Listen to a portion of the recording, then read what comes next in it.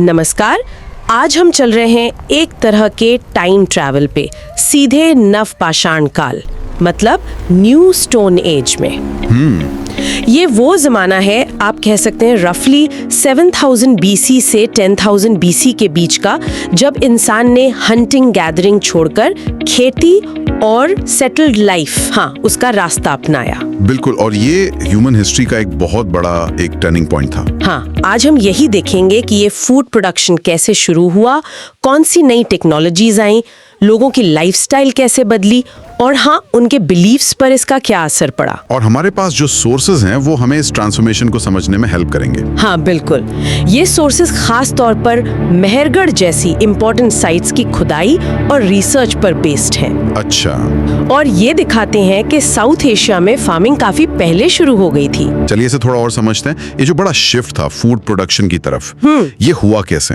मतलब इसका मतलब क्या था उस समय के समाज के लिए? देखिए, ये कोई ओवरनाइट चेंज तो नहीं था, लेकिन इसके जो नतीजे थे वो बिल्कुल रेवोल्यूशनरी थे। वी गॉर्डन चाइल्ड ने इसे नियोलिथिक रेवोल्यूशन कहा भी है। ये टर्म तो सुना है। हालांकि आज कुछ हिस्टोरियंस मानते हैं कि रेवोल्यूशन शब्द शायद थोड़ा मिसलीडिंग हो सकता है। क्यों?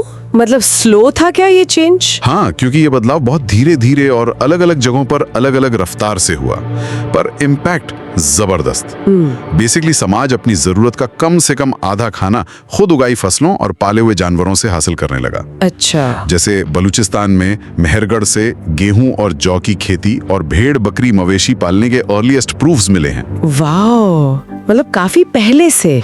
और नॉर्दर्न इंडिया में ये बदलाव करीब 6000-8000 बीसी के आसपास दिखता है। तो इसका मतलब हुआ कि अब लोग एक जगह टिक कर रहने लगे थे, सेडेंटरी लाइफस्टाइल। एग्जैक्टली। पर क्या सिर्फ खाने का इंतजाम बदला या उनके टूल्स, रोजमर्रा की चीजें, उनमें भी कुछ नयापन आया? ये वाला पार्ट तो मुझे बड़ा इंटरेस्टिंग लगता है। हाँ, बिल्कुल। सेटल्ड लाइफ के साथ टेक्नोलॉजी में भी काफी एडवांसमेंट हुई। जैसे पत्थर के औजार अब वो ज्यादा घिसे हुए पॉलिश होते थे।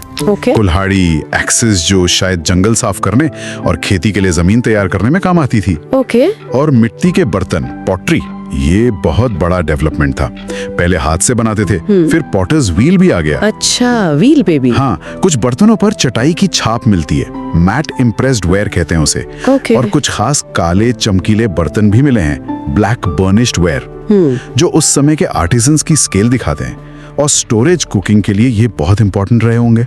वो तो है। इसके अलावा लोग कपास और ऊन से कपड़ा बुनना, वीविंग, और शायद छोटी मोटी नावें बनाना भी सीख गए थे। तो ये टेक्नोलॉजी ऑफ फार्मिंग, इसने लोगों को सेटल होने में मदद की। अब इस सेटल्ड लाइफ का समाज पर, सोसाइटी पर क्या असर पड़ा होगा?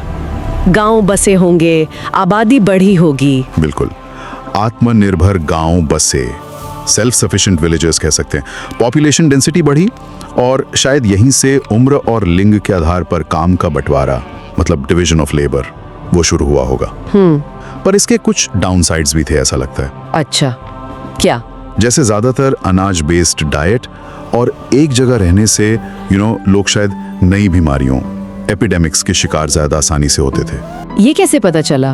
कुछ स्केलेटल रिमेन्स की स्टडीज से ऐसे अंदाजे लगाए जाते हैं।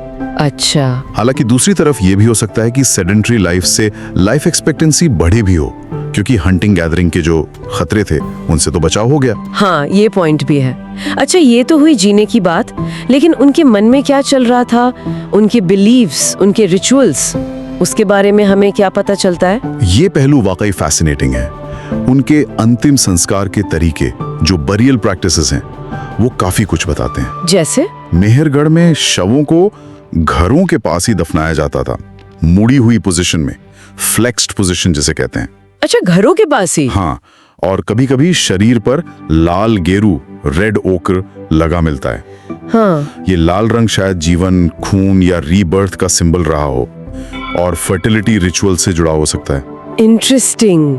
और कहीं कुछ अलग? जैसे कश्मीर के बुर्जा होम में, वहां इंसानों के साथ जानवरों को, खासकर कुत्तों को दफनाने के सबूत मिले हैं। जानवरों को भी साथ में? जो शायद इंसान और जानवर के बीच के गहरे बॉन्ड को दिखाता है। और आपने कहा था कब्रों में सामान भी रखते थे, खाने पीने की चीजें? बिल्कुल, कब्रों में बर्तन, खाने पीने की चीजें, मन के यानी बीड्स, ऐसी चीजें मिलना शायद आफ्टर लाइफ में विश्वास की तरफ इशारा करता है। मतलब मरने के बाद भी जीवन है, ऐसा कुछ? शायद। इसके अलावा उत्तर पश्चिमी इलाके में मिली टेराकोटा की बनी फीमेल फिगरीन्स हैं। हाँ हाँ, वो मदर गॉडेस वाली मूर्तियां। एग्जैक्टली उन्हें मदर गॉडेस कहा जाता है। ये शायद फर्टिलिटी कल्ट से जुड़ी थी। देखिए, खेती पर निर्भरता बढ़ी तो फर्टिलिटी पे फोकस बढ़ना नेचुरल लगता है ना। सही बात है। फसल अच्छी हो, जानवर बढ़ें। बिल्कुल। और क्योंकि महिलाएं जन्म देते हैं तो शायद शुरुआती फार्मिंग कम्युनिटीज ने उन्हें फर्टिलिटी के सिंबल के तौर पर देखा होगा। तो कुल मिलाकर देखें तो नवपाषाण काल सिर्फ नए पत्थर के औजारों का दौर नहीं था।